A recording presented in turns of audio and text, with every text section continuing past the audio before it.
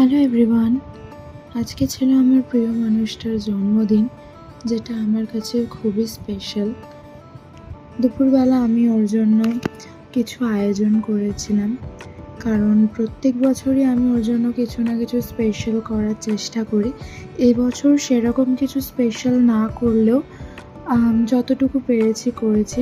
দুপুরে ওর জন্য ওর পছন্দের খাবারগুলো বানিয়েছি, সেগুলো খেয়ে অবশ্য হয়েছে, ভালো হয়েছে। সন্ধ্যাবেলা আমরা একটা ক্যাফেতে গেছিলাম, সেখানে গিয়ে কিছু স্ন্যাক্স খেয়ে তো তারপর ও আমাকে কিছু একটা বলছিল, যেটা আমি শুনছিলাম আবার হাসছিলামও। কিন্তু ব্যাপারটা ছিল হাসি আর সিরিয়াস দুটো মিক্সড করা।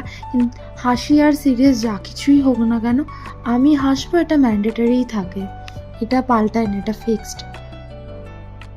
এই হচ্ছে কেক কাটার ফটো, ভিডিওটা আমি দিতে পারি।